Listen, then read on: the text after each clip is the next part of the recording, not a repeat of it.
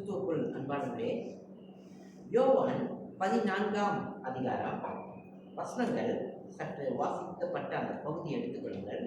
12ஆம் வசனம் தொடங்கி 23ஆம் வசனம் வரைக்கும் வாசிக்க கேட்டோம். இன்றைக்கு அதிலிருந்து சில வசனங்களை நாம் பார்த்து நாம் தேவனுடைய வார்த்தையை நாம் கேட்கலாம்.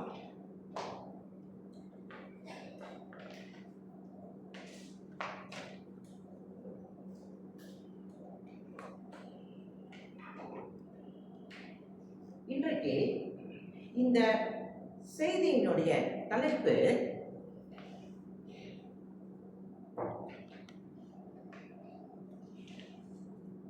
நீங்கள் அவர் மேல் எவ்வளவு அன்பு வைத்திருக்கிறீர்கள்.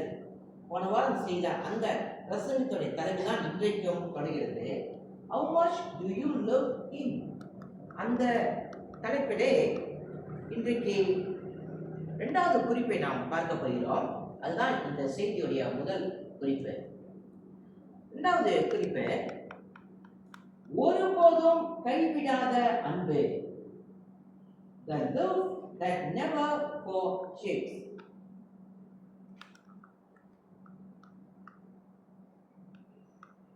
நாம் வாழக்கூடிய இந்த உலகத்தில் 3 மிகப்பெரிய அற்புதம் நடந்திருக்கிறது. உலகத்தில் எத்தனையோ அற்புதங்கள் நடந்திருக்கலாம், ஆனால் எல்லாவற்றையும் விட மிகப்பெரிய 3 அற்புதம் இந்த பூமியிலே நடந்தது. முதல் அற்புதம், உலகம் உண்டானது, மிகப்பெரிய அற்புதம் இது.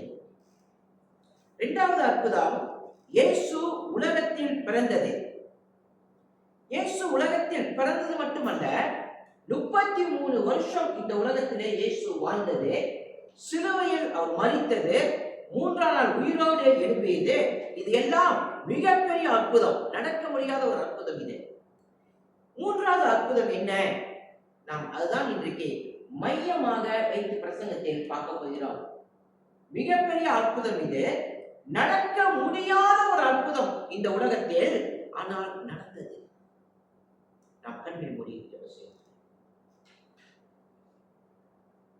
அன்பும் இறக்கம் உள்ள நல்ல தேவனே, இந்த அருமையான காலை வேளையிலும் இதோ உங்களுடைய அற்புதமான மகத்துவமான ஆராதனையின் செய்தியும் நாங்கள் கேட்கும்படியாக கூடியிருக்கிறோம். ஆண்டவரே கர்த்தாவே, உமக்கு முன்பாக ஜீவனுள்ள எங்களுடைய ஆத்துமா, உயிருள்ள உங்களுடைய ஆராதனை, தேவாதி தேவனை துதிப்பதும், ஆண்டவரே அவருடைய மகிமையை அறிந்து கொள்வதும், உயிருள்ள ஒரு தேவனை நாங்கள் துதிப்பதும் மிகப்பெரிய ஒரு ஆசீர்வாதம். ஆண்டவரே, அந்த தேவன் யார் என்று கேட்டால், மரணத்தையே ஜெயித்து உயிரோடு எழுப்பினவர். ஆண்டவரே, அந்த உயிர் தந்த இயேசுவை நாங்கள் ஆராதிக்கும்படியாக கூடி வந்திருக்கிறோமே.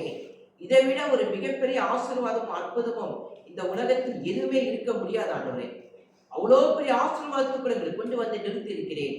இந்த சந்தோஷமான ஆராதனையிலும், இந்த மகிழ்ச்சியான ஆராதனையிலும் எப்பொழுதும் உம்மை துதித்து உம்மை போற்றி நாங்கள் மகிழ்ந்து கொள்ள உதவி செய்யும். இந்த செய்தியை ஆசீர்வதியும். உடைய பிரசன்னம் எங்களோடு கூட இருப்பதாக, வல்லமை எங்களோடு காணப்படுவதாக, உடைய மகிமையான காரியங்கள் வெளிப்பட்டு ஆசீர்வதித்து நீ நடத்துவீராக. எங்கள் பாவங்களை சுவாமி நீர் மன்னிக்கும்படியாக ஜெபிக்கிறோம். ஆராதனையில் ஜீவனுள்ள தேவனுடைய பிரசன்னம் காணப்படும்படியாக ஒப்புக் கொடுக்கிறோம். எங்களோடு பேசும், இருதயத்தோடு பேசும். பரலோகத்தின் ஆசீர்வாதங்களை எங்களுக்கு தாரும். பரலோகத்துடைய ருசியை எங்களுக்கு தாரும். திருத்துவ தேவனுடைய அந்த இனிமையான ருசியை எங்கள் வாழ்க்கையில பெற்றுக்கொள்ள கிருபை செய்யும். எங்கள் ஆண்டவர் இவ்வளவு பெரியவரா என்று சொல்லி எங்கள் ஆன்மா உம்முடைய ஆன்மாவோடு சுவாமி அது கலந்து கொள்ள கிருபை செய்யும். இந்த நேரத்தில் ஆண்டவரே, இந்த ஒரு சில நேரங்களில் மட்டுமே நாங்கள் இந்த வார்த்தையை கேட்கும்படியாக கூடி வந்திருக்கிறோம். இந்த வார்த்தையினுடைய மகிமையும் மகத்துவத்தையும் அறிந்து கொள்ள எங்களுடைய ஆத்துமா திறக்கும்படியாக ஜெபிக்கிறோம். எங்கள் ஆத்துமா அதை பற்றி கொள்ள உதவி செய்யும். இந்த உலக இல்ல ஆண்டவரே, இந்த நீ கொடுக்கிற வாழ்க்கையை பெற்றுக்கொள்ள கிருபை செய்து ஆசீர்வதிக்கும்படியாக ஒப்புக் கொடுக்கிறோம். ஆண்டவரே, இவையெல்லாம் இயேசு கிறிஸ்துவின் மூலம் கேட்கிறோம், ஜீவனுள்ள நல்ல பிதாவே, ஆமென்.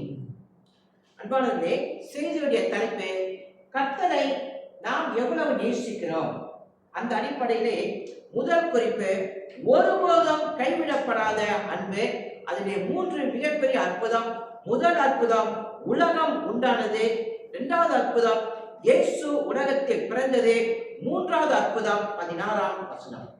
யோவான் 14ஆம் அதிகாரம் வசனம் 14. வசனம் வாசிக்குமா? நான் பிதாவிடத்திற்கு போகிறபடியால் கொஞ்ச காலத்திலே என்னை காணாதிருப்பீர்கள், மறுபடியும் கொஞ்ச காலத்திலே என்னை காண்பீர்கள் என்றார். யோவான் 14ஆம் அதிகாரம் வசனம் 14. John chapter 14 verse 16. நான் பிதாவை வேண்டிக் கொள்வேன், அப்பொழுது என்றென்றைக்கும் உங்களுடனே கூட இருக்கும்படிக்கு சத்திய ஆவியாகிய வேறொரு தேற்றவாளனை அவர் உங்களுக்கு தந்தருள்வார். இந்த 11ஆம் வசனம் சிந்திக்க முடியாத ஒரு தேவனுடைய அற்புதமான ஒரு செயல், சிந்திக்க முடியாத ஒன்று. அதைதான் இந்த கோட்டை நான் எழுதியிருக்கிறேன். சிந்திக்க முடியாத ஒன்று இது. 14ஆம் வசனத்திலே இயேசு கிறிஸ்து சொல்கிறார், நான் பிதாவிடத்திலே வேண்டிக் கொள்வேன், அப்பொழுது என்றென்றைக்கும் உங்களோடு இருக்கும்படியாக பரிசுத்த ஆவியானவரை அவர் தந்தருவார் என்று.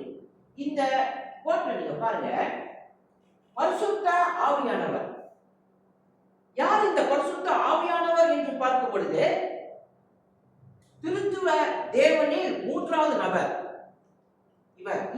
இவர் யார்? இவர் அந்த வசனத்திலே சொல்லப்படுது பாருங்கள். அவர்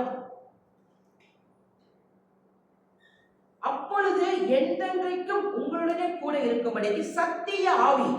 இவர் யார்? இவர் சத்திய ஆவியானவர், அதேவேளை தேற்றவாளனவர். அவர் என்ன செய்வாராம்? அந்த வசனத்தை பாருங்கள், 11ஆம் வசனம். அவர் உங்களுக்கு தந்தருவார். சரி, இங்க பாருங்க, யாருக்கு தந்தருவார்? மத்தேயு 15ஆம் அதிகாரம் 19ஆம் வசனம். நன்றாக கவனிங்க ப்ளீஸ். வசனம் 15, 19. நன்றாக நீங்கள் பாருங்கள் அந்த வசனத்தை. பரிசுத்த ஆவியானவர் யார்? நாம் யார்? மனிதன் யார்? 15ஆம் அதிகாரம் 19ஆம் வசனம். மத்தேயு. For out of the heart come evil thoughts, murder, adultery, sexual immorality, theft, false witness, slander. எப்படியெனில் இருதயத்திலிருந்து பொல்லாத சிந்தனைகளும், கொலைபாதகங்களும், விபச்சாரங்களும், வேசித்தனங்களும், களவுகளும், பொய் சாட்சிகளும், துஷ்டங்களும் புறப்பட்டு வரும். மனிதனுடைய இருதயம் எப்படிப்பட்டது இயேசு அங்கு சொல்லி காண்பிக்கிறார். என்ன சொல்லி காண்பிக்கிறார்? மனித இருதயத்தை குறித்து சொல்றாரு. பொல்லாத சிந்தனை எங்கிருந்து வருது? இருதயத்திலிருந்து வருகிறது. அது மட்டுமல்ல, அந்த இருதயத்திலிருந்து கொலை பாதகங்கள், கொலை செய்யக்கூடிய இருதயம் அவனுக்குள் வருகிறது. விபச்சாரம் செய்யக்கூடிய இருதயம் அவனுக்குள் வருகிறது. களவு, திருடு, பொய் சாட்சிகள், தூஷணங்கள், இது எல்லாமே மனிதனுடைய இருதயத்திலிருந்து வருகிறது. பாருங்கள், பரிசுத்த ஆவியானவர் யார்? மனிதன் யார்? இப்பொழுது இயேசு சொல்றாரு, நான் பிதாவிடத்தில் வேண்டிக் கொள்வேன், இந்த பரிசுத்த ஆவியானவர் இவர்களுக்கு தந்தருவார். இப்ப இதை இயேசு கிறிஸ்து சொல்வதற்கு அவசியமா நமக்கு?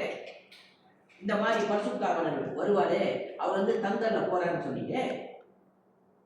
மனிதனே, நீ இப்படிப்பட்ட பாவமுள்ள சிந்தனை உள்ள மனிதனே, இது எல்லாம் உனக்கு சொல்ல அவசியம் இல்லை. சொல்லாம போனால. ஏனென்றால் மறுநாளில் அவருக்கு என்ன நடக்க போதுமா? மறுநாளில் அவர் சிலுவையிலே மரிக்க போகிறார். மறுநாள் அவர் கொடூரமான ரத்தத்தை சிந்த போகிறார். அப்படிப்பட்ட ஒரு தேவனாக அவருக்கு நடக்க போது, அதற்கு முன்னதாக மனிதனை பார்த்து சொல்றாரு, இதோ இப்படிப்பட்ட மனிதனாக இருக்கிற, ஆனால் பரிசுத்த ஆவியானவரை நான் வேண்டிக் கொள்வேன், உனக்கு தந்தருவார். இந்த ஒரு திட்டத்தை அவர் சொல்லாமல் இருக்கிறாங்க. அவர் என்ன செஞ்சிருக்கிறது தெரியுங்களா? இயேசு கிறிஸ்து மனிதனை பார்த்து, நீ இப்படிப்பட்ட கொல்லாத மனுஷன் தானே, பரிசுத்தாளர் உன்னை நாய் தீர்க்க போறாரு. அப்படிதான் சொன்னோம். உன்னை தண்டிக்க போறாரு, உன்னை அவர் அழிக்க போறாரு. ஏன் தெரியுமா? உன்னுடைய இருதயம் எல்லாம் எப்படிப்பட்ட குணம் இது? என்ன சொன்னாரா? அழிக்க போறேன்னு சொன்னாரா? உன்னை தண்டிக்க போறேன்னு சொன்னாரா? உன்னை நியாயத்திற்க போறேன்னு சொன்னாரா? இல்லை, உன்னை கேட்க போகிறார். இங்க உங்களுக்கு விளக்குதுங்களா? தேவன் சொல்லாத ஒரு மிகப்பெரிய ஒரு உண்மை அவர் சொல்லாம இருந்திருக்கலாம். ஆனா ஏன் சொன்னார் தெரியுமா? நம்ம உள்ள அன்புதான். நம் மேல் அவர் எவ்வளவு அன்பு வைத்திருந்தால் இவ்வளவு பெரிய சத்தியத்தை அவர் மனிதனுக்கு சொல்லிட்டு போறாரு, அவர் கொடுத்துட்டு போறாரு. மனிதன் இதை சிந்திக்கும் பொழுது அவன் எவ்வளவு ஆண்டவருக்காக வாழ வேண்டும், அவர் மேல் அன்பு செலுத்த வேண்டும். ஏன்? அன்பினால்தான் இந்த காரியத்தை ஆண்டவர் அவனுக்கு வெளிப்படுத்துகிறார். இதுதான் சொல்வது, ரட்சிப்பினுடைய மீட்பின் திட்டத்தை தேவன் வெளிப்படுத்தி காண்பிக்கிறார். மனிதனே, உனக்கு எப்படி நான் மீட்பை கொடுத்தேன் தெரியுமா? வானத்திலிருந்து அப்படி நான் இவர்களை மீட்க போகிறேன், இவர்களுக்கு ரட்சிப்பை கொடுக்க போகிறேன், அப்படி அல்ல. தேவன் மனிதனாக செயல்பட்டு, தேவன் மனிதனாக பிதாவிடத்திலே ஜெபம் செய்து பரிசுத்த ஆவியான பூமிக்கு வருகிறார். இங்க பாத்தீங்களா, மீட்பினுடைய திட்டத்தை இயேசு கிறிஸ்து இங்கு சொல்லும் பொழுது என்னுடைய மீட்பு எவ்வளவு பெருசாக இருக்கிறது. இதை நாம் சிந்திக்கணும். விசுவாசிகளாக நாம் சிந்திக்கணும். நான் யார் என்று கேட்டால், இதோ பொல்லாத சிந்தனை உள்ள மனிதன் நான், கொலை பாதகன் நான், விபச்சாரக்காரன் நான், களவு செய்கிறவன் நான், பொய் சாட்சி சொல்கிறவன் நான், தூஷணம் செய்கிறவன் நான். இப்படிப்பட்ட மனிதனுக்கு இயேசு சொல்றாரு, நான் பரிசுத்த ஆவியை வேண்டிக் கொள்வேன், அவர் உங்களுக்கு தந்தருவார். இதை விட ஒரு ஆசீர்வாதம் உங்களுக்கு இந்த உலகம் யார் கொடுக்க போறா? இதை விட ஒரு ஆசீர்வாதத்தை நீங்கள் தேட போறீங்களா? எவ்வளவு பெரிய காரியத்தை ஆண்டவர் அன்பினாலும் கிருபையினாலும் நமக்கு வெளிப்படுத்துகிறார். மீட்பின் திட்டம், ரட்சிப்பின் திட்டம் எவ்வளவு பெருசு பார்த்தீங்களா? இதை சிந்திக்கும் பொழுதுதான் விசுவாசிகள் அவருக்காக வாழ வேண்டும் என்று அந்த இருதயம் இருக்கு நமக்கு.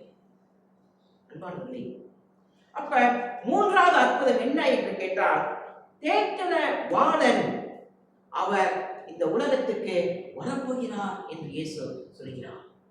இது மிகப்பெரிய ஒரு ஆசீர்வாதமான ஒரு காரியம். இது இப்பொழுது அந்த வசனத்தை கவனி பாருங்கள். 16 வசனம் மறுபடியும் வாசிமா. யோவான் 14 அதிகாரம் வசனம் 14. எல்லா வசனத்தையும் பாருங்கள். நான் பிதாவை வேண்டிக் கொள்வேன், அப்போது என்றென்றைக்கும் உங்களுடன் கூட இருக்கும்படிக்கு சத்திய ஆவியாகிய வேறொரு தேற்றவாளனை அவர் உங்களுக்கு தந்தருள்வார். ஒன்றாவது, இயேசு கிறிஸ்து பரிசுத்த ஆவியானவரை குறித்து பேசும் பொழுது அவர் யார் என்று கேட்டால் சத்திய ஆவி. பரிசுத்த ஆவியானவர் யாருங்க? சத்திய ஆவி. அப்படி சத்திய ஆவினா என்ன அர்த்தம் தெரியுங்களா? அவரிடத்தில் சத்தியம் மட்டுமே இருக்கும், அவரிடத்தில் உண்மை மட்டுமே இருக்கும். மற்ற எந்த விதமான அநீதியும் எந்த விதமான பொய்யும் அவருக்கு இருக்கவே இருக்காது. இது எப்படி கேட்டால் யோவான் 14 அதிகாரம் 6 வசனத்தை பாருங்க. இல்லையா? யோவான் 14:6 வாசிமா. அதற்கு இயேசு, நானே வழியும் சத்தியமும் ஜீவனுமாய் இருக்கிறேன், என்னை அல்லாமல் ஒருவரும் பிதாவிடத்தில் வரார். அங்க இயேசு சொல்கிறார் பாருங்க, நானே வழியும் சத்தியமும் ஜீவனுமாய் இருக்கிறேன். அவர் சத்தியம், அவர் ஜீவன். அதே போலத்தான் பரிசுத்த ஆவியானவர் அவர் சத்தியம் உள்ளவராக இருக்கிறார். அவரிடத்திலே பொய் இல்லை, அவரிடத்தில் உண்மை மட்டும்தான் இருக்கிறது. அவர் உண்மை மட்டும்தான் பேசுவார். அடுத்ததாக அவரை குறித்து இரண்டாவது இயேசு சொல்கிறார், வேறொரு தேற்றவாளனை. இப்ப இயேசு யாரு? பரிசுத்தவான் யாருன்னு சொல்றாரு? அவர் தேற்றவாளன். அவர் அவர் அவர் நம்மை தேற்றுகிறவராக இருப்பாராம். பரிசுத்தவான் யாருமா? நம்மை தேற்றுகிறவராக. இயேசு கிறிஸ்து எப்படி ஒரு மனிதனை தேற்றுகிறாரோ அதே போல பரிசுத்த ஆவியானவரும் ஒருவனை தேற்றுகிறார். விளங்குதுங்களா உங்களுக்கு சத்தியம்? உங்களுக்கு எப்படி இயேசு கிறிஸ்து தேற்றுகிறவாளன், அதே போல பரிசுத்த ஆவியானவரும் யாரு? தேற்றுகிறவர். ஸ்கிரீன்ல இப்ப நீங்க பாருங்க. இப்ப மிகப்பெரிய ஒரு சத்தியத்தை நான் உங்களுக்கு காண்பிக்க போறேன், அதை பாருங்கள். என்ன?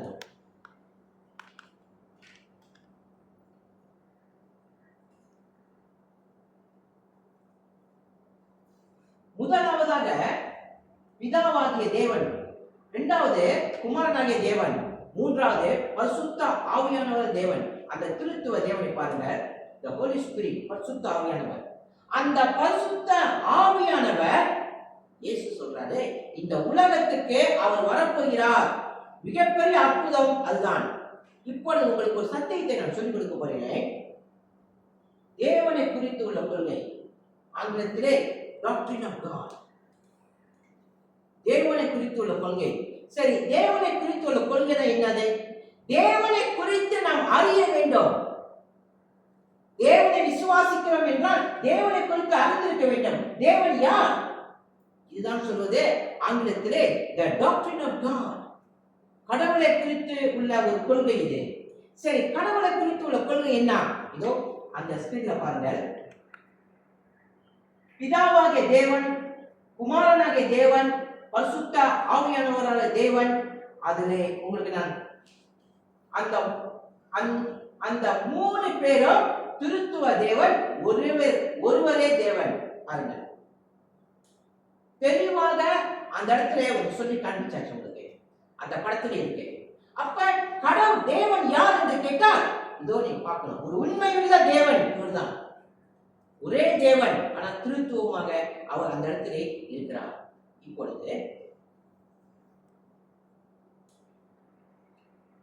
சத்தியத்தை சரியாக விளங்கணும். தேவனை குறித்து விசுவாசிக்கிறோம் என்றால், இயேசு தேவனை குறித்தும் இந்த வேதத்தை குறித்தும் விசுவாசிக்கிறோம் என்றால், அந்த விசுவாசம் அறிவுபூர்வமாக எனக்கு இருக்கணும். எனக்கு அது விளங்கணும், எனக்கு அது புரியணும்.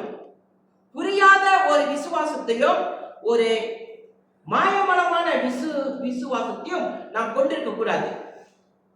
அப்ப சரியான விசுவாசம் நமக்கு இருக்கணும். தேவனை குறித்து சரியான விசுவாசம் இருக்க வேண்டும் என்றால், ஒன்றாவது நமக்கு தெரியணும்,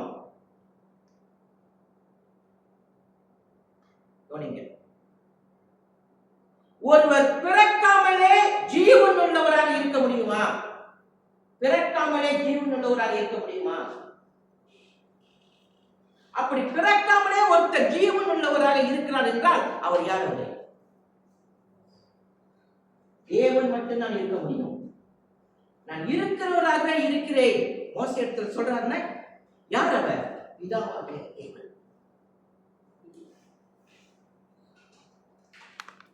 பிதாவாகிய தேவன் இவர் இருக்கிறவராக இருக்கிறார். இவர் பிறந்தவர் அல்ல, இவர் உருவாக்கப்பட்டவர் அல்ல. மனிதன் நேரம் காலங்கள் பூமி உருவாகிறதுக்கு முன்னதாக என்றென்றைக்கும் இருக்கிறவராகவே இருக்கிறார். அப்ப ஒருவர் யார் இருக்கிறவராக இருக்கிறாரோ அவர் தேவனால் மட்டும்தான் முடிவது. அந்த ஒரு குணம், அந்த ஒரு தன்மை, அந்த ஒரு வல்லமை தேவனுக்கு மட்டும்தான் இருக்கு. அப்ப தேவன் யார்? பிறக்காமலே இருக்கிறார். அவர் தான் யார்? பிதாவாகிய தேவன். இப்பொழுது குமாரனாகிய தேவன் அவர் யார்? அவரே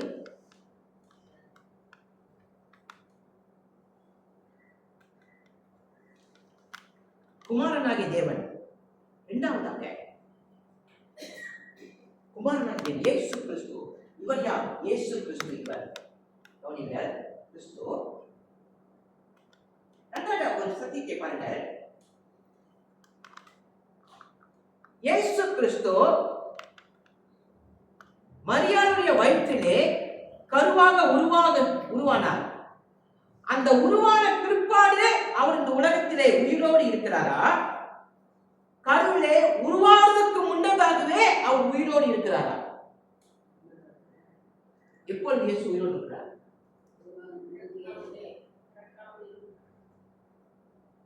மரியாளுடைய வயிற்றிலே கருவாக உருவாகுவதற்கு முன்னதாகவே அவர் இருக்கிறார். அப்படி இருக்கிறார் என்றால் அது யாரா இருக்க முடியும்? தேவனால் மட்டும்தான் இருக்க முடியும். அவர் தேவனா இருக்கணும். அப்ப பிதா எப்படி நித்தியம் உள்ளவரோ அதே போல இயேசு கிறிஸ்து யார்? நித்தியம் உள்ளவர், என்றென்றைக்கும் உள்ளவர். யார்? நித்தியம் உள்ளவர், தேவகுமாரன். அடுத்ததாக இப்பொழுது 14ஆம் வசனத்தை இப்பொழுது பாருங்க. யோவான் 14ஆம் அதிகாரம் 16ஆம் வசனம். மறுபடியும் பாருங்க 14:16. வாசிக்குமா? நான் பிதாவை வேண்டிக் கொள்கிறேன், அப்போது என்றென்றைக்கும் உங்களுடனே கூட இருக்கும்படிக்கு சத்திய ஆவியாகிய வேறொரு தேற்றவாளனை அவர் உங்களுக்கு தந்தருள்வார். பாருங்க, பரிசுத்த ஆவியானவர் பிறந்தாரா? நம்மை போல பிறந்தாரா? இல்லை. நம்மை போல அவர் படைக்கப்பட்டாரா? தேவதூதர்கள் படைக்கப்பட்டாங்க வார்த்தையாலே. பரிசுத்த ஆவியானவர் வார்த்தையாலே படைக்கப்பட்டாரா? வார்த்தையாலே படைக்கப்பட்டாரா? அப்படின்னா பரிசுத்தமானவர் ஒரு காலத்தில் இல்லை, இயேசு அவர் படைத்தார். அப்படியா? அங்க என்ன சொல்லப்படுது வசனம்? பாருங்கள் 16ஆம் வசனம். அப்பொழுது என்றென்றைக்கும் உங்களுடனே இருக்கும்படிக்கு சத்திய ஆவியாகிய வேறொரு தேற்றவாளனை அவர் உங்களுக்கு தந்தருள்வார். தந்தருள்வார் அர்த்தம் என்ன? ஏற்கனவே அவர் இருக்கிறார். பிறக்கிறதற்கு முன்னதாகவே இருக்கிறார், படைக்கப்படுவதற்கு முன்னதாகவே இருக்கிறார். அப்படி என்றால் அவர் ஏற்கனவே இருக்கிறார். யாரை போல இருக்கிறார்? பிதாவை போல அவரும் இருக்கிறார். நித்தியம் உள்ளவராக இருக்கிறார். குமாரன் எப்படி இயேசு நித்தியம் உள்ளவர், அதே போலதான் பரிசுத்த ஆவியானவர் நித்தியம் உள்ளவர். அங்க பாருங்க, பரிசுத்த ஆவியானவர் நித்தியம் உள்ளவர். அப்ப பிறக்கிறதற்கு முன்னதாகவே பரிசுத்த ஆவியானவர் இருக்கிறார். அப்படி இருக்கிறதுனால்தான் அவர் தந்தரப்பட முடியும். இந்த திருத்துவ தேவனுடைய சத்தியத்தை பாருங்கள். பிதாவாக தேவன் எப்படி நித்தியம் உள்ளவரோ, குமாரனாக தேவன் எப்படி நித்தியம் உள்ளவரோ, பரிசுத்த ஆவியானவர் தேவன் அதே போல நித்தியம் உள்ளவர். இதுதான் திருத்துவ தேவன். இதை நாம் அறிந்து கொள்ளும் பொழுது நம்முடைய விசுவாச வாழ்க்கை, நம்முடைய கிறிஸ்தவ வாழ்க்கை அறிவுபூர்வமாகவும் இருக்கும், அது விசுவாசமானதாக இருக்கும். தெளிவாக நாம் இருக்கணும். யாரை விசுவாசிக்கிறோம் என்று சொல்லி இப்ப தொடர்ந்து பரிசுத்த ஆவியானவர் குறித்து தொடர்ந்து நாம் பார்க்கலாம். எபிரேயர் 9ஆம் அதிகாரம் 14ஆம் வசனம். Hebrew chapter 9 verse 14. எபிரேயர் 9:14.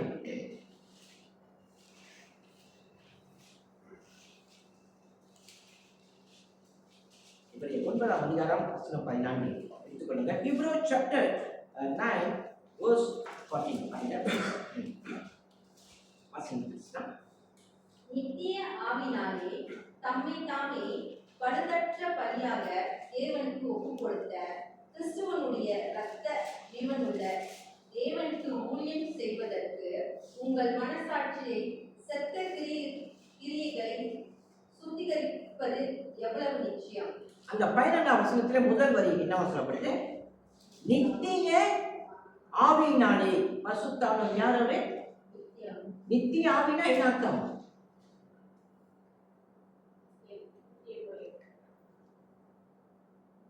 என்றென்றைக்குமே அவர் இருக்கிறார். என்றென்றைக்குமே இருக்கிறார். எப்படி இயேசு கிறிஸ்து தேவனாக, கர்த்தராக, ஆண்டவராக, சர்வ வல்லமை உள்ளவராக, எங்கும் நிறைந்தவராக, படைத்தவராக இருக்கிறாரோ, அதே போலத்தான் பரிசுத்த ஆவியானவர். யார் என்று கேட்டால் அவர் தேவன், அவர் கர்த்தர், அவர் ஆண்டவர், அவர் சர்வ வல்லமை உள்ளவர், அவர் எங்கும் நிறைந்தவர், அவர் படைத்தவர். பரிசுத்த ஆவியானவர் யார் என்று கேட்டால் அவர் ஆவி அல்ல, அவர் துதிக்கிறவர் அல்ல, அவர் சத்தம் போடுகிறவர் அல்ல, அவர் கத்துகிறவர் அல்ல. தெளிவா நாம் இருக்கணும். பரிசுத்த ஆவியானவர் யார் என்று கேட்டால் எப்படி இயேசு கிறிஸ்து தேவன், கர்த்தர், ஆண்டவரோ, அதே போல பரிசுத்த ஆவியானவரும் தேவன், கர்த்தர், ஆண்டவர், எங்கும் நிறைந்தவர். எப்பொழுதிலிருந்து பரிசுத்த ஆவியானவர் இந்த வேதத்தில் வெளிப்படுத்தப்பட்டார்? எப்பொழுதிலிருந்து வெளிப்படுத்தப்பட்டார்? ஆதியாகமம் முதல் அதிகாரத்தை எடுங்கள். ஆதியாகமம் முதல் அதிகாரம் 2ஆம் வசனத்தை பாருங்கள். ஆதியாகமம் 1ஆம் அதிகாரம் 2ஆம் வசனம். வாசிங்க 1:2.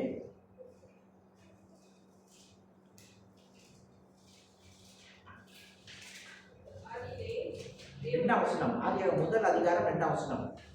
பூமியானது ஒளியின் மேல் வெறுமையுமாய் இருந்தது, ஆழத்தின் மேல் இருள் இருந்தது, தேவ ஆவியானவர் ஜலத்தின் மேல் அசைவாடி கொண்டிருந்தார். அந்த இடத்துல 2ஆம் வசனத்திலே முக்கியமான ஒரு வார்த்தை இருக்குது.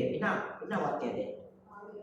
தேவ ஆவியானவர் ஜலத்தின் மேல் அசைவாடி கொண்டிருந்தார். அப்ப எங்க இருந்து அவர் இருக்கிறார்?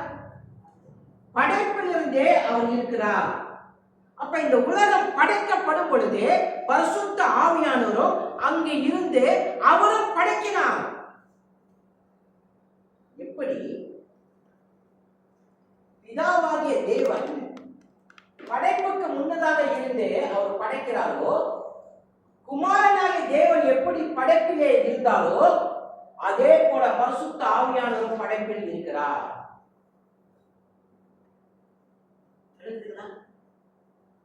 அப்ப பரிசுத்த ஆவியானவர் யாரு என்று கேட்டால் ஒரு ஆவி அல்ல. யெகோவா விட்னஸ் அதான் சொல்லுவாங்க. அவர் யாருன்னு கேட்டா ஒரு ஆவி இல்லை, அவர் படைத்தவர். எங்க இருக்கிறார்? ஆதியாகமம் 1 அதிகாரம் 2ஆம் வசனத்திலிருந்து அவர் இருக்கிறார். அப்ப எப்படி பிதாவுக்கு வல்லமை இருக்கோ படைத்தவதற்கு, அதே போல பரிசுத்த ஆவியானவருக்கும் வல்லமை இருக்கிறது படைப்பதற்கு. அப்ப இந்த திருத்துவ தேவன் ஒரே தேவன், சமமான வல்லமை உள்ளவர், சமமான ஞானம் உள்ளவர், சமமாக எல்லாவற்றையும் படைக்கிறவர், எங்கும் நிறைந்திருக்கிறவர்.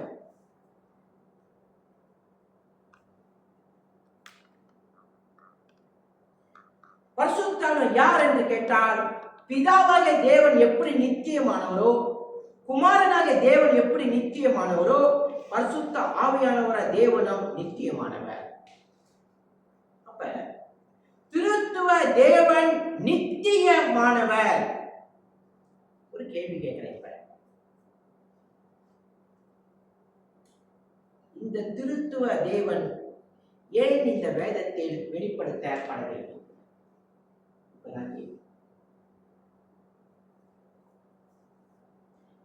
விளங்க முடியல. என்னால திருத்துவ தேவனை குறித்து என் அறிவுக்கு விளங்க முடியல. ஏன் விளங்க முடியல? மனித ஞானத்தினாலே பிதாவாகிய தேவன் ஒருவரே, குமாரன தேவன் ஒருவரே, பரிசுத்த ஆவியானவர் தேவன் ஒருவரே. மனித ஞானத்தினாலே பதில் எத்தனை? பதில் எத்தனை? 3. ஆனால் பிதாவாகிய தேவன், குமாரன தேவன், பரிசுத்த ஆவியானவர் தேவன். 1 கூட்டல் 1 கூட்டல் விடை தேவன். விளங்குதா? நம்மளால விளங்கிக் கொள்ள முடியுதா? புரிந்து கொள்ள முடியல. அப்ப புரிந்து கொள்ள முடியாத, விளங்கிக் கொள்ள முடியாத, மனித ஞானத்தினாலே அப்பாற்பட்ட ஒரு சத்தியத்தை ஏன் இந்த வேதம் வெளிப்படுத்தணும்?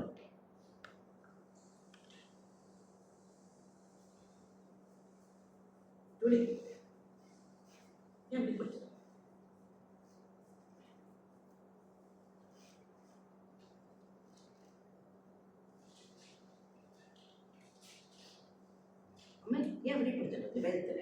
இது விளங்காது, நமக்கு புரியாது. அப்ப ஏன் வெளிப்படுத்தணும்? அவர் யாருக்கு காண்பிக்கிறதுக்காகவா? அங்கல், ஏன் அங்கல்? பரிசுத்தாவிடமும் ஒண்ணும் இல்லையே, அதனால அவர் வெளிப்படுத்துறாரு. நமக்குள்ள எப்படி பரிசுத்தாவியார் செயல்படுறாரு. இது விளங்க முடியாத ஒரு உண்மையா இருக்கு, விளங்க முடியாத ஒரு சத்தியம். ஏன் தேவன் இதை வெளிப்படுத்தின வேதத்தில் நமக்கு?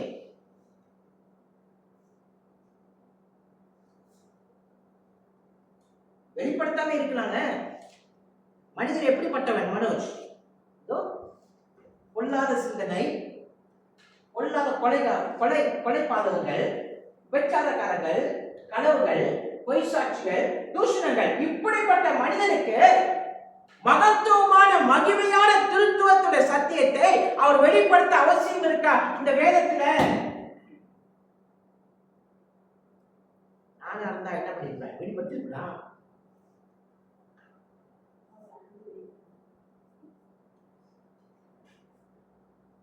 எடுத்தோன்னு எல்லாத்தையும் அழிச்சு போயிட்டு இருக்க. ஆனா அவரோ மனிதன் இப்படிப்பட்ட பாவத்திலே விழுந்தும் கூட அவர் திருத்துவ தேவனை வெளிப்படுத்த காரணம் என்ன? 2 காரணம் சொல்கிறேன். ஒன்றாவது, மிகப்பெரிய காரணம் இதெல்லாம். உலகத்தை படைக்கும் பொழுது யார் இருந்தார்? பிதாவாகிய தேவன் இருந்தார், குமாரனாகிய தேவன் இருந்தார், பரிசுத்த ஆவியானவரான தேவன் இருந்தார். இந்த திருத்துவ தேவனாலே இந்த பூமி படைக்கப்பட்டதுன்னு அவர் சொல்ல வராரு.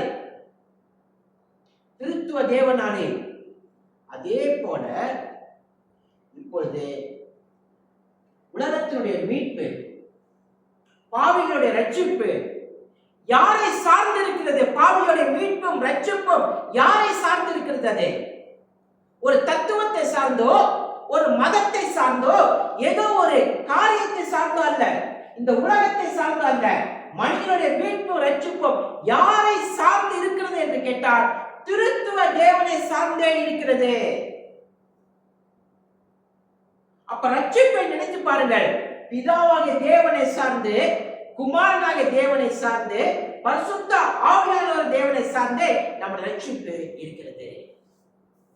இதை எப்படி பார்க்க போகிறோம்?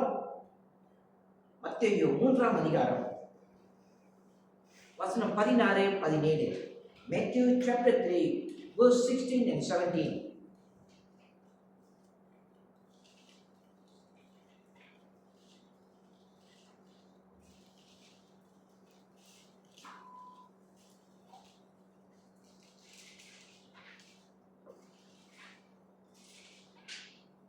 Matthew chapter 3 verse 16. பாருங்க. மத்தேயு 3ஆம் அதிகாரம் வசனம் 16. வாசிப்பா. இயேசு ஞானஸ்நானம் பெற்று ஜலத்திலிருந்து கரை ஏறினவுடனே இதோ வானம் அவருக்கு திறக்கப்பட்டது. தேவ ஆவி புறாவை போல் இறங்கி தம்மேல் வருகிறதை கண்டார். அன்றியும் வானத்திலிருந்து ஒரு சத்தம் உண்டாக்கி, இவர் என்னுடைய நேசகுமாரன், இவரில் பிரியமாய் இருக்கின்றேன் என்று உரைத்தது.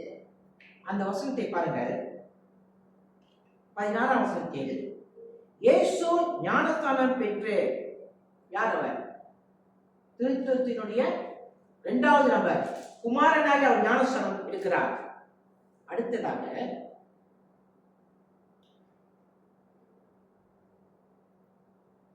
ஜலத்திலிருந்து கரை ஏறின உடனே இதோ வானம் அவருக்கு திறக்கப்பட்டது. தேவ ஆவி புறாவை போல இறங்கி தம்மேல் வருகிறதை கண்டார். யார் அவர்? திருத்துவத்தில் பரிசுத்த ஆவியானவர். யார்? 3வது நபர். அங்கு ஞானஸ்நானம் எடுக்கும் போது அவரும் அங்கே வருகிறார். அடுத்ததாக 17ஆம் வசனம். அன்றையும் வானத்திலிருந்து ஒரு சத்தம் உண்டாகி, இவர் என்னுடைய நேசகுமாரன், இவரில் பிரியமா இருக்கிறேன் என்று உரைத்தது. இது யாரு?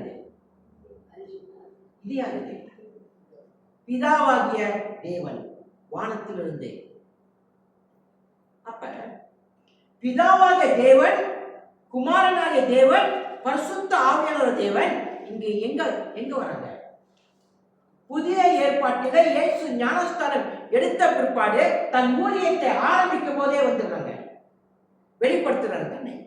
இது எதை காண்பிக்கிறது? இயேசு கிறிஸ்து மீட்பை சம்பாதிக்க போகிறார், ரட்சிப்பை சம்பாதிக்க போகிறார்.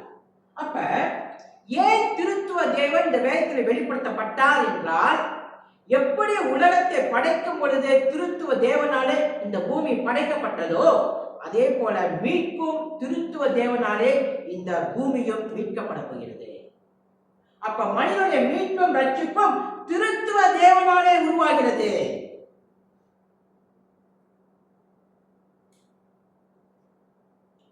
அப்ப இந்த பூமி திருத்துவ தேவனாலே படைக்கப்பட்டது. பாவத்தில் இருந்த இந்த பூமி வீழ்ந்தது. யார் மறுபடியும் மீட்க முடியும் என்றால் திருத்துவ தேவனாலே மட்டுமே இந்த பூமி மனிதனை பாவத்திலிருந்து மீட்க முடியும். இப்பொழுது திருத்துவ தேவன் ஏன் 3 நபராக காணப்பட்டார்?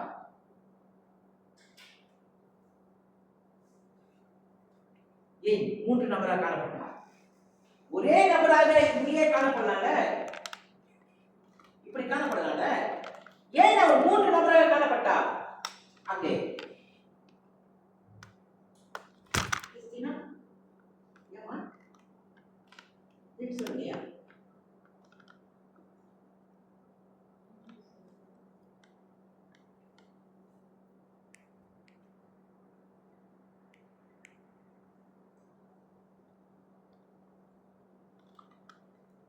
ஏன் 3 நபராக காணப்பட்டார்?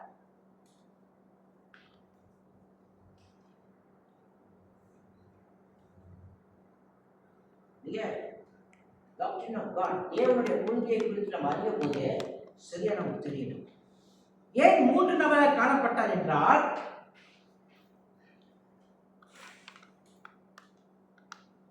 பிதாவாக தேவன் மீட்பின் திட்டத்தை தீர்மானித்தார். யார் தீர்மானித்தது? பிதாவாக தேவன் மீட்பின் திட்டத்தை தீர்மானித்தார். குமாரனாக தேவன், இயேசு கிறிஸ்துவாகிய தேவன் மீட்பின் திட்டத்தை செயல்படுத்தினார்.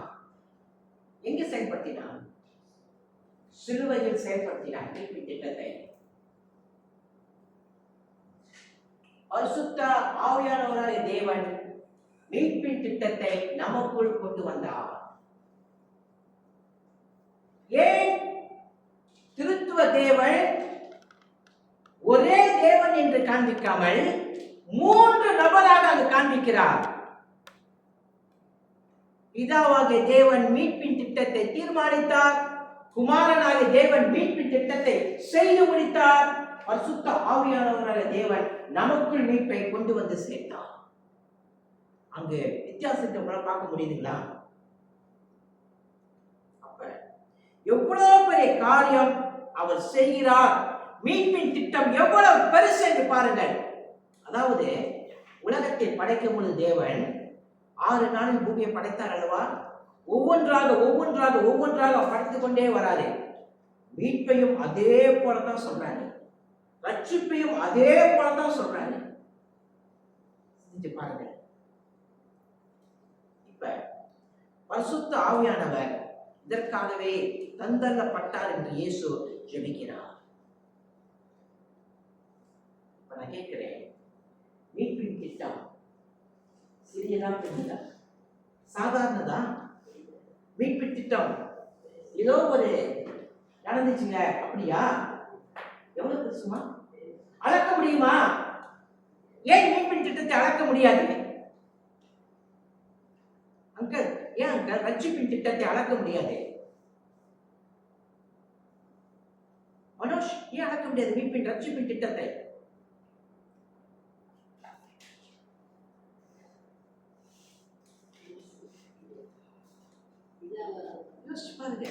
பிதாவாக தேவன் நித்தியமானவர், குமாரனாக தேவன் நித்தியமானவர், பரிசுத்த ஆவியானவர் தேவன் நித்தியமானவர். இவ்வளவு பெரிய தேவன் மீட்பின் திட்டத்தை நமக்குள் கொண்டு வந்து வைத்திருக்கிறார் என்றால் அந்த மீட்பு சாதாரணதா? அந்த மீட்பை உங்களுக்குள் கொண்டு வந்திருக்கிறார். எவ்வளவு பெரிய காரியத்தை அவர் உங்கள் வாழ்க்கையிலே செய்திருக்கிறார்.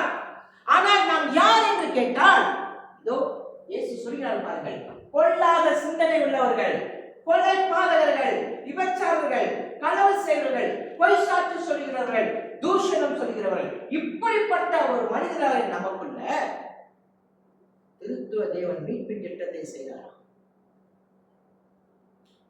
நம்ம என்ன செஞ்சிருக்கணும்? அவரு எல்லாருக்கும் சுய சித்தத்தை கொடுத்திருக்காங்க. உங்கள் விருப்பத்தின்படி நீங்க பரலோகம் வந்து சேருங்கன்னு சொன்னா, இந்த சிந்தனை வந்து சேருவானா பரலோகத்துக்கு? ஒரு ஆள் வந்து சேருவானா? ஏன் சேர மாட்டான் பரலோகத்துக்கு? இதுதான் செய்வாங்க. இந்த நிலைமையில இருக்கக்கூடிய மனிதனுக்கு இவனால மீட்பின் திட்டத்தை உருவாக்க முடியுமா? இவனால் ரட்சிப்பின் திட்டத்தை உருவாக்க முடியுமா? துளி பரலோக பாதைக்கு போக முடியுமா? ஏன் போக முடியாது? பாவம் மட்டும் இல்லமா, அவன் இருதயம் மொத்தமாக இப்படிதான் இருக்குது. யாரையாவது கர்த்தர் ஒரு ஆள பரலோகம் போய் சேர்ந்திருப்பானா? நித்திய ஜீவனை அடைய முடியுமா? ஏன் அடைய முடியாது? எல்லா மனுஷனையும் இப்படிதான். அப்ப பிதாவாகிய தேவன், குமாரனாகிய தேவன், பரிசுத்த ஆவியானவர் தேவன், அவர் உருவாக்கினாதான் மீட்பின் திட்டத்தை மனிதன் போய் ரட்சிப்பை அடைய முடியும். இல்லைன்னா அவனால் அடைய முடியாது. இவ்வளோ பெரிய மீட்பின் திட்டத்தை கர்த்தர் நமக்குள்ளே கொடுத்திருக்கிறாரே, நமக்குள்ள அவர் செய்திருக்கிறாரே, எவ்வளவு அன்பு நாம் அவர் மேல் வைத்திருக்கோம். அதுதான் பிரசங்கத்தின் தலைப்பு நான் கேட்டேன். எவ்வளவு அன்பு நாம் அவர் மேல் வச்சிருக்கிறோம். பிதாவாகிய தேவன் மீட்பின் திட்டத்தை தீர்மானித்தார். குமாரனாகிய தேவன் மீட்பின் திட்டத்தை செயல்படுத்தினார். பரிசுத்த ஆவியானவராகிய தேவன் மீட்பை நமக்குள் கொண்டு வந்து சேர்த்தார். இன்றைக்கு இந்த உலகம் இந்த மீட்பின் திட்டத்தை பார்க்கிறதா? உலகம் எதை எதை பார்க்கிறது? பொருளை பார்க்கிறது, சொத்துக்களை பார்க்கிறது, பணத்தை பார்க்கிறது, பதவியை பார்க்கிறது. இவைகளுக்கு பின்னாலே அது ஓடுகிறது. ஒரு நாள் இவை எல்லாமே அழிய போகிறது. அதுதான் ஒன்று விளங்கிக் கொள்ளுங்கள். இந்த உலகத்தில் நீங்கள் பார்க்கிற எல்லாமே ஒரு நாள் அழிந்துவிடும். அழிகிறதுக்கு பின்னால்தான் இன்றைக்கு மனுஷன் ஓடிக்கொண்டிருக்கிறான். அழியாத தேவன், திருத்துவ தேவன், அழியாத நம்முடைய ரட்சிப்பு, மீட்பினுடைய ரட்சிப்பு அழியாதது. அதற்கு பின்னாலே நாம் ஊழியர்களாக இருக்க வேண்டும். 17ஆம் வசனத்தை பாருங்கள். யோவான் 14ஆம் அதிகாரம் வசனம் 17.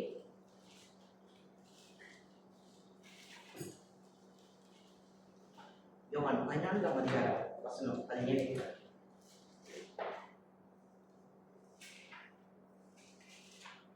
இயேசு ஒரு பெரிய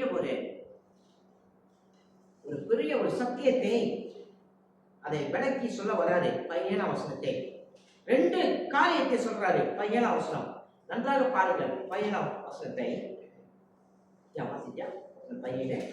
யோவான் 14 வசனம் 17. உலகம் அந்த சத்திய ஆவியானவரை காணாமலும் அறியாமலும் இருக்கிறபடினால் அவரை பெற்றுக்கொள்ள மாட்டாது. அவர் உங்களுடன் வாசம் பண்ணி உங்களுக்குள்ளே இருக்கிறார். நீங்கள் அவரை அறிவீர்கள். அங்கிள் நீங்க வாசிங்க. அங்கிள் இங்கிலீஷ்ல வாசிங்க. He is the Holy Spirit who leads into all truth. The world cannot receive him because it is not looking for him and does not recognize him. But you know him because he lives with you now and later will be in you. 17ஆம் வசனம் 2 சத்தியம் பிரிக்கிறது. இயேசு பிரிக்கிறார். உலகம் என்ற வார்த்தையை பயன்படுத்துகிறார் பாருங்க. உலகம் அந்த சத்திய ஆவியானவரை காணாமலும் அறியாமலும் இருக்கிறபடியா. யாரை அறியாத உலகம்? திருத்துவத்தின் 3வது நபரை உலகம் அறியாதாம். ஏன் இயேசு உலகம் என்ற அந்த வார்த்தையை இங்கு பயன்படுத்தினார்? உலகம் அறியாது என்று சொன்னால், மனிதனே நீ பொருளை நோக்கி ஓடுற, நீ சொத்துக்களை நோக்கி ஓடுற, நீ பணத்தை நோக்கி ஓடுற, நீ உலகத்தின் வசதிகளை நோக்கி ஓடுற.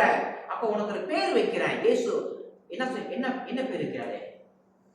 உலகம். அப்ப ரட்சிக்கப்படாதவனுக்கு இயேசு ஒரு பேரை வைக்கிறாரு. அவனை பார்த்து என்ன சொல்றாரு? உலகம். விளங்குதுங்களா? இயேசுவின் வாயின் வார்த்தை விளங்குதுங்களா? அவன் எவ்வளவு பெரிய மனிதனா இருந்தாலும் சரி, அவனை பார்த்து சொல்றாரே அவன் உலகம். ஏன் உலகம் என்று சொல்றாரு?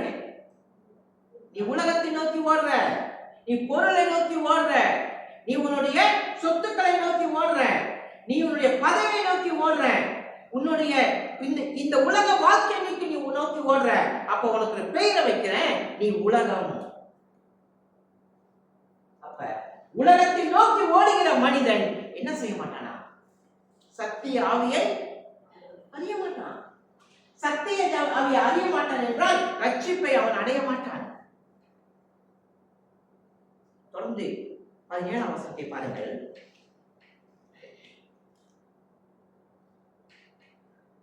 அந்த சத்திய ஆவியாகி அவரை காணாமலும் அறியாமல் இருக்கிறபடியால் அவரை பெற்றுக்கொள்ள மாட்டாது. அவர் உங்களுடனே வாசம் பண்ணி உங்களுக்குள்ளே இருப்பதால் நீங்கள் அவரை அறிவீர்கள். 2 காரியத்தை அங்க சொல்ல வராங்க இயேசு கிறிஸ்து. ஒன்று இந்த உலகம், 2வது பிதாவின் உலகம். அந்த பிதாவின் உலகம் இருக்கல்லவா, அதுதான் 17 வசனம். அங்க பாருங்கள், அவர் உங்களுடனே வாசம் பண்ணி உங்களுக்குள்ளே இருப்பதால். இது உலகமா? இல்லை. இவர்கள் யார் தெரியுங்களா? உங்களுடனே வாசம் பண்ணுகிறவர் பரிசுத்த ஆவியானவர், அவர்களுக்குள் வாசம் செய்கிறவர். அவர் யார் என்று கேட்டால், இந்த உலகத்தில் வாழ்கிறவர்கள். ஆனால் இந்த உலகத்துக்காக வாழ்கிறவர்கள் அல்ல. பணம், பொருள், சொத்து, சுகம், பதவி எல்லாம் அவங்களுக்கு இருக்கிறது. ஆனா இதற்காக அவங்க வாழ மாட்டாங்க. இந்த உலகம் அவருக்கு ஒரு பிரயாணம். விளங்குதுங்களா? இந்த உலகம் அவங்களுக்கு ஒரு பிரயாணம். அவ்வளவுதான். எந்த இடத்துல ட்ரெயின் நிக்கணுமோ அங்க என்ன செய்யணும்? அவங்கவுங்க இறங்கிடணும்ல. அதுக்கு மேல ஏற. அதே போலதான் இந்த உலக வாழ்க்கை ஒரு ட்ரெயின் போல. உங்க வாழ்க்கை எங்க நிக்குதோ நீங்க என்ன செய்யறாங்க? இறங்கிடணும். அதுக்கு பிற்பாடு இந்த உலகம் உங்களுக்கு உதவி செய்யுது. பணம், பதவி, பொருள் எதுவுமே உதவி செய்யாது உங்களுக்கு. ஆகவே இந்த வசனத்தை அடுத்தது பாருங்கள், உங்களுக்குள்ளே வாசம் பண்ணி. அந்த 15 வசனத்தை சொல்றாரு, உங்களுக்குள்ளே வாசம் பண்ணி, உங்களுடைய வாசம் பண்ணி. ஏன் நம்முடைய ஆத்துமா மரிக்காது? கவனிச்சு கொடுங்க. ஏன் நமக்கு நியாயத்தீர்ப்பு இல்லை? ஏன் நமக்கு தண்டனை இல்லை? ஏன் நமக்கு நரகத்தின் நெருப்பு வேதனை இல்லை? ஏங்க இல்லை நமக்கு? இப்படிப்பட்ட எண்ணம் கொண்ட நமக்கு எதை கொடுக்கணும்? பொல்லாத சிந்தனை, கொலைபாதகங்கள், விபச்சாரங்கள், களவுகள், பொய், தூஷணங்கள் எதை நமக்கு கொடுக்கணும்? அவரே நியாயத்தீர்ப்பையும் தண்டனையும் கொடுக்கணும். ஆனால் அவரோ சொல்றாரு, நான் இதை கொடுக்க மாட்டேன்னு சொல்றாரு. அவங்களுக்குள்ள பரிசுத்த ஆவியானவர் எதை கொடுத்து விட்டார்? அவருடைய ஜீவனை கொடுத்து விட்டார், ரட்சிப்பை கொடுத்து விட்டார், மீட்பை கொடுத்து விட்டார். பரிசுத்த ஆவியானவர் யாரு? நித்தியமானவர் அல்லவா? நித்தியமானவர் என்ன செய்தார்? வசனம் 15 அவர் உங்களுடனே வாசம் பண்ணி உங்களுக்குள்ள இருப்பதால் நீங்கள் அவரை அறிவீர்கள். அவர் யாரோடு இருக்கிறாரா? ரட்சிக்கப்பட்ட நம்மோடு இருக்கிறாரா? சத்திய ஆவியாக தேற்றவாளர் நம்மோடு வாசம் செய்கிறாராம். அழியாத சத்தியத்தின் ஆவியை பரிசுத்த ஆவியானவர் நமக்குள் வாசம் செய்கிறாராம். ஒரு கேள்வி இப்பொழுது உங்களை பார்த்து கேட்கிறேன். பரலோக வாழ்க்கை இந்த பூமியிலே விசுவாசியின் வாழ்க்கையிலே தொடங்கி விட்டதா? இந்த பூமியிலே விசுவாச வாழ்க்கை, பரலோக வாழ்க்கை இந்த பூமியிலே நமக்கு தொடங்கி விட்டதா? பரலோகத்தில் தான் போய் தொடங்கணுமா? ஆமென். பூமியிலே நம்முடைய பரலோக வாழ்க்கை இந்த பூமியிலே தொடங்கிச்சா? அது பரலோகத்தில் தான் போய் தொடங்கணுமா? எங்க தொடங்குது? பரலோகத்தில் ருசி இருக்கல்லவா? நம்முடைய ஆன்மா பரலோகத்தில் ருசி இருக்கல்லவா? அந்த ருசியை இந்த உலகத்திலே அனுபவிக்குதா? அன்பான தேவ பிள்ளைகளே, நம்முடைய இருதயத்தையும் ஆத்மாவை திறந்து கொஞ்சம் பார்ப்போம். இந்த உலகத்திலே பரலோக ருசியை நான் அனுபவிக்கிறேனா?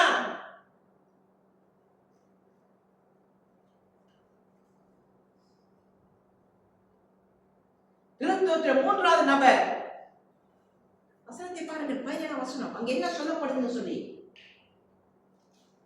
உலகம் அந்த சத்திய ஆவியானவரை காணாமலும் அறியாமலும் இருக்கிறபடியால் அவரை பெற்றுக்கொள்ள மாட்டாது சொல்றாரு.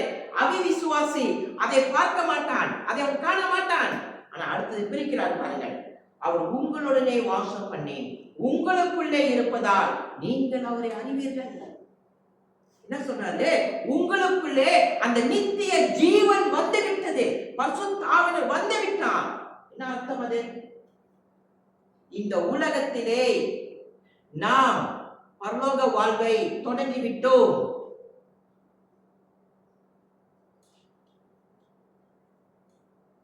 இந்த உலகத்திலே நாம் எதை தொடங்கிவிட்டோமா? பரலோக வாழ்வை தொடங்கி விட்டோம் அல்லவா?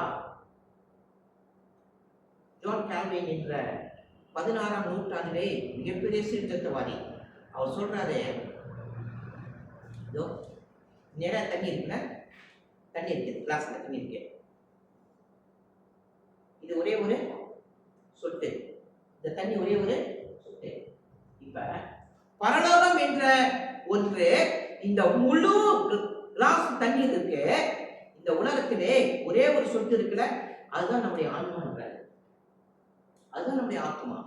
இந்த ஆத்மா ஒரு சிறு சொட்டாவது பரலோக ருசியை என்ன செய்யணுமா?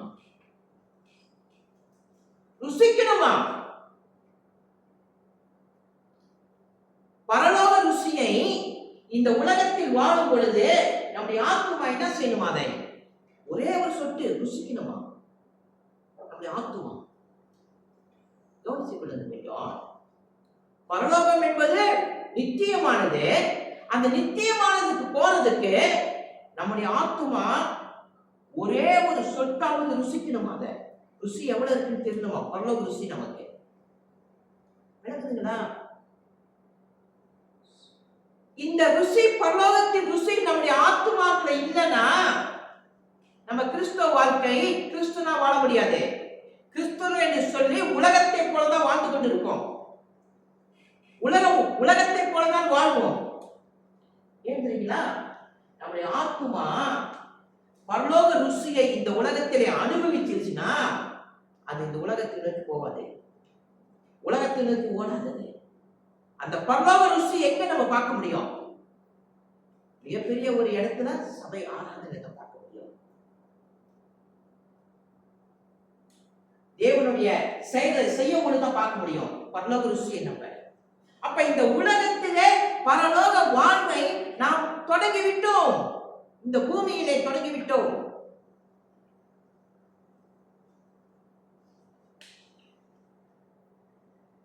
அன்பானவர்களே, பிரசங்கத்தை முடிக்க போறேன்.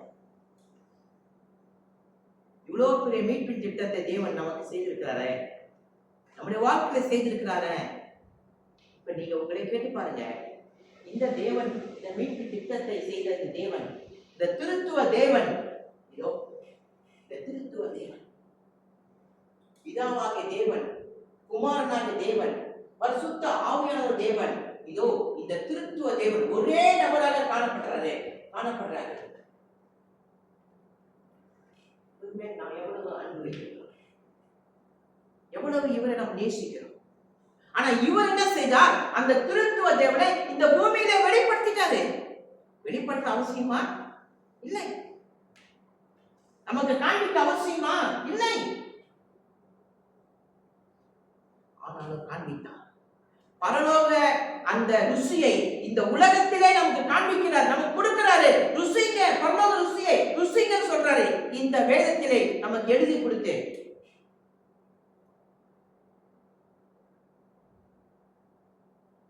இருந்து நமக்கு என்ன பாடம் இருக்கிறது? நம்ம என்ன இருந்தால் நாம் கற்றுக்கொள்ள போகிறோம் இந்த சத்தியத்திலிருந்து? ஒன்றாவது, எத்தனை துன்பங்கள், துயரங்கள், கண்ணீர்கள், ஏமாற்றங்கள், தோல்விகள் வந்தாலும் தைரியமாக, உறுதியாக உங்களால நிற்க முடியும். ஏன் தெரியுங்களா? சத்திய ஆவியாக தேவன் உங்களோடு வாசம் செய்கிறார். இதுதான் முதல் சத்தியம். திருத்துவத்தின் மூன்றாவது நபர் உங்களோடு கூட இருக்கிறார். இரண்டாவதான சத்தியம், பரிசுத்த ஆவியானவர் யார்? தேற்றுகிறவாளன். அவர் தேற்றுகிறவர். இந்த உலகமே உங்களை தேற்ற மறந்து கைவிட்டாலும் உங்களை தேற்றுகிறவர் உங்களோடு இருக்கிறார். உங்களை தேற்றுகிறவர் உங்களோடு இருக்கிறார். மூன்றாவதாக, உங்களை திக்கற்றவர்களாக விடேன். 18ஆம் வசனத்தை பாருங்க. யோவான் 14ஆம் அதிகாரம் வசனம் 18. எல்லாரும் சேர்ந்து அந்த வசனத்தை வாசிப்போம்.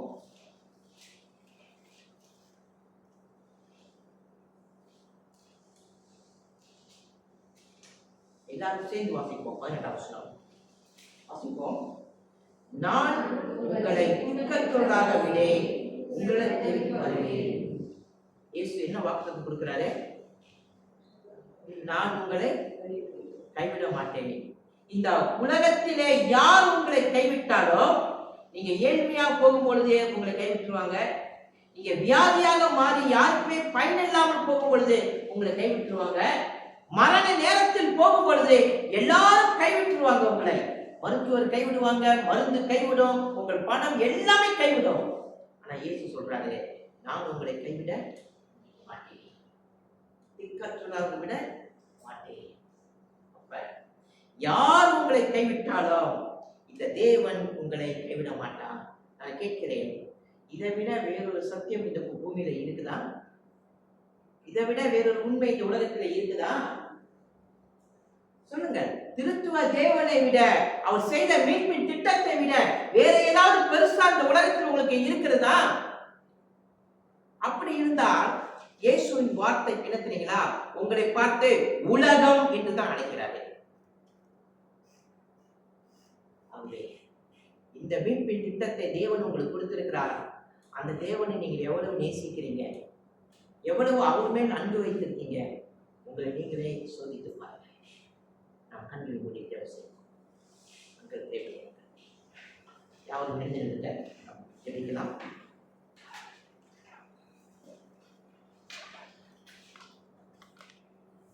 அன்பின் பரலோக பிதாவே, மக்கள் நன்றி செலுத்தி தோற்றிருக்கிறோம். அப்பா, உம்முடைய மீட்பின் திட்டம் எவ்வளவு பெரிதென்று உம்முடைய ஆண்ட கர்த்தாவே இயேசு கிறிஸ்து மூலமாகவும் பரிசுத்த ஆவியின் மூலமாக ஐயா எங்களுக்கு ஆண்ட கர்த்தாவே திருத்துவ தேவனாக எங்களுக்கு வெளிப்பட்டீர். ஆண்ட கர்த்தாவே, எங்களுடைய இதயம் கிறுக்கும் கேடு உள்ளதுமாக இருக்கிறது. ஆண்ட கர்த்தாவே, பொல்லாத ஆண்ட சிந்தையோடும் அப்பா உலகத்துடைய ஆண்டை கர்த்தாவே, உலகத்துடைய ஆண்டை கர்த்தாவே காரியத்தில் அப்பா இணைந்திருக்கும் இந்த இதயத்தில் ஆண்டை கர்த்தாவே புதுப்பிக்க அப்பா ஆண்டை கர்த்தாவே பாவத்தை மீட்டு உம்முடைய பரிசுத்தத்துக்குள் சேர எங்களை நீர் ஆண்டை கர்த்தாவே திருத்துவ தேவனாக வந்தீர். அப்பா, மீட்பின் ரட்சிப்பின் திட்டம் நீர் வைத்தீர். எங்கள் ஆண்டவராய் இயேசு கிறிஸ்து அதை நிறைவேற்றினார். அதை ஆண்டை கர்த்தர் நிரூபித்த பரிசுத்த ஆவியானவர் எங்களுக்குள் இருக்கிறார். ஆண்டவரே அப்பா, இந்த நாளிலும் அப்பா இந்த வார்த்தையை ஆண்டே நாங்கள் கேட்டிருக்கிறோம். இது எங்களுடைய வாழ்க்கையில் நாங்கள் ஆண்டை கர்த்தாவே ஆவிக்குரிய வாழ்க்கையில் ஐயா இதோ இந்த பரலோக ஆண்டை கர்த்தர் மகிமையை இந்த பூமியில் உம்முடைய பிள்ளைகளாக நாங்கள் ருசித்து பார்க்க அனுபவிக்க ஒரு நல்ல ஒரு வாய்ப்பை எங்களுக்கு கொடுத்திருக்கிறார். ஆண்டவரே, உம்முடைய குமாரன் இயேசு கிறிஸ்து வெளிப்படுத்தி இருக்கிறார். ஆண்டவரே அப்பா, இந்த நாளிலும் ஆண்டை கர்த்தாவே ஐயா நாங்களும் உலகத்தாரை போல அப்பா வாழாதபடி, நாங்களும் உலகத்தாரை போல ஜீவிக்காதபடி, சிந்திக்காதபடி நாங்கள் ஆண்டு உம்முடைய பரலோக ராஜ்யத்தை நாங்கள் நோக்கி பார்ப்போம். உம்முடைய வருகைக்கு நாங்கள் ஆயத்தமாக இருப்போம். உம்முடைய ஆண்டை கர்த்தாவே நித்தியத்துக்குள் நாங்கள் சேருகிற அந்த மகத்துவமான நாளை நாங்கள் எதிர்பார்த்து இந்த பூமியில் நாங்கள் ஆண்டை கர்த்தாவை விசுவாசத்தோடும் நம்பிக்கையோடும் அன்போடும் ஆண்டை கர்த்தாவை ஓடி முடிக்க எங்களுக்கு உதவி செய்யும். அப்பா, நீர் மட்டுமே அப்பா எல்லாவற்றுக்கும் வல்லமை உள்ள தேவன், நித்திய தேவனாக இருக்கிறேன், திருத்துவ தேவனாக எங்களை அழைத்திருக்கிறேன். உமக்கு நன்றி கூறி ஸ்தோத்திரிக்கிறோம். அப்பா, எங்கள் ஆண்டவராக இயேசு கிறிஸ்துவின் நாமத்தில் ஜெபிக்கிறோம். தேவப்படியே ஆமென்.